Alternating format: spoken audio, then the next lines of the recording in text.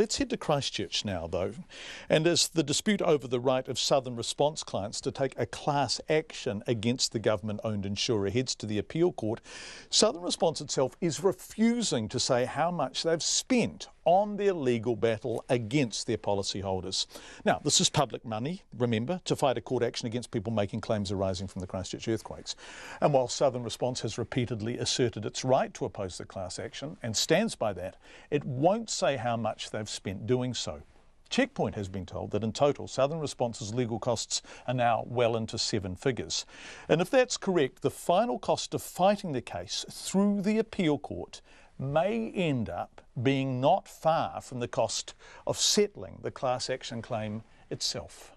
Checkpoint understands the total sum being claimed to settle the class action, and therefore to prevent the further cost of going to the appeal court, is somewhere in the region of $20 to $23 million. Now, we also understand Southern Response has made offers to individuals in the class action totalling somewhere in the region of $10 million. In other words, the financial difference this dispute rests upon is broadly in the region of $12 million. And the legal costs of fighting that, well, Southern Response has refused to say. But Checkpoint has been told it is now, and I quote, millions of dollars.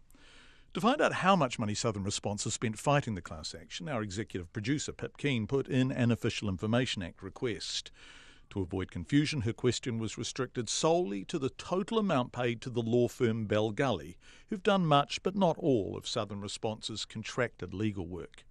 In 2015, October, for example, a Southern Response email to Jerry Brownlee's press secretary, Nick Bryant, explicitly stated, "Over the next 5 weeks, Southern Response will be actively working with our counsel, Bell Gully, to prepare our evidence and statement of defence." Our counsel, Bell Gully. Southern Response has refused to say how much this has all cost. Has it cost millions of dollars in total, as we've been told? No comment. Their response to our Official Information Act request cited Clause 92J of the Act. That clause enables, quote, "A Minister of the Crown or any department or organisation holding the information to carry on, without prejudice or disadvantage, negotiations, including commercial and industrial negotiations." Checkpoint is appealing this to the Ombudsman.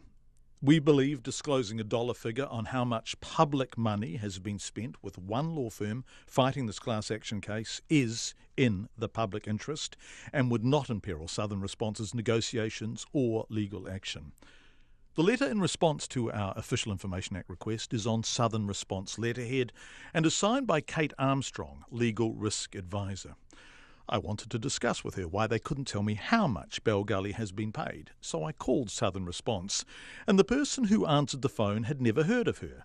It turns out Kate Armstrong, the Legal Risk Advisor who told us Southern Response couldn't tell us how much Bell Gully had been paid, is doing this work for Southern Response from Bell Gully.